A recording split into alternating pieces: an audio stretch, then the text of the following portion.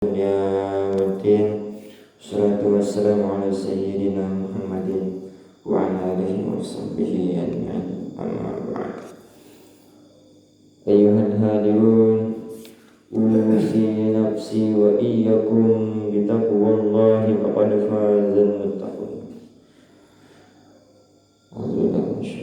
Bismillahirrahmanirrahim. Ta'lim subuh syafaat Al-Quran, lanjutan kemarin. Sebagaimana dalam satu riwayat, ketika Sayyidina Ali radhiyallahu anhu ditanya oleh seseorang, apakah baginda Rasulullah sallallahu alaihi wasallam telah memberimu satu ilmu atau nasihat khusus yang tidak diberikan kepada orang lain? Dia berkata, demi Allah, demi yang menciptakan surga dan jiwa, aku tidak memiliki sesuatu yang khusus kecuali pemahaman Al-Quran yang Allah Subhanahu wa ta'ala berikan kepada hambanya. Syekh Ibnu Abi Dunya rahmatullah alaih berkata, ilmu Al-Quran dan pengetahuan yang didapat darinya seperti lautan yang tak bertepi. Syekh Ibnu Abi Dunya rahmatullah alaih berkata, ilmu Al-Quran dan pengetahuan yang didapat darinya seperti lautan yang tak bertepi. Ilmu-ilmu yang telah diterangkan di atas adalah alat bagi para mufassir.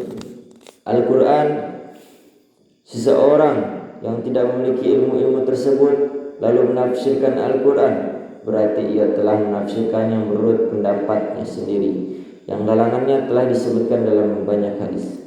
Para sahabat radhiyallahu anhum telah memperoleh ilmu bahasa Arab secara alami dan mereka mendapat ilmu dari keberkahan cahaya nubuwah.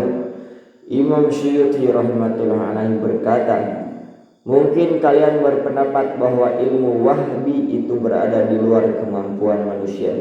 Padahal tidak demikian, karena Allah Subhanahu wa ta'ala sendiri telah menunjukkan caranya.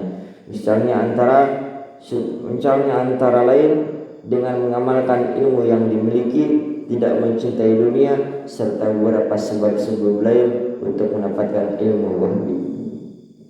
Tertulis dalam kitab Kimia Syu'adah bahwa ada 3 orang yang tidak akan mampu menafsirkan Al-Quran.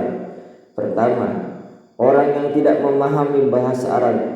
Kedua, pelaku dosa besar atau ahli bid'ah yang dengan perbuatannya itu hatinya menjadi gelap dan tertutup pemahamannya terhadap Al-Quran. Dan ketiga, orang yang dalam masalah akidah hanya mengakui mazhab, hanya mengakui makna zahir nas, makna harfiah.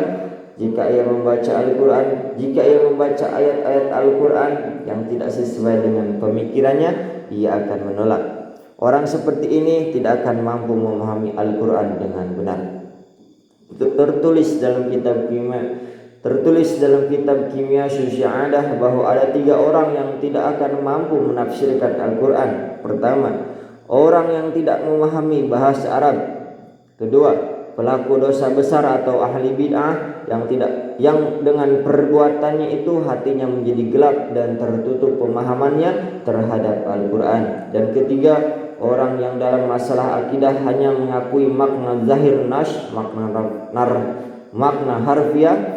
Jika ia membaca ayat-ayat Al-Quran yang tidak sesuai dengan pemikirannya, ia akan menolak. Orang seperti ini tidak akan mampu memahami Al-Quran dengan benar.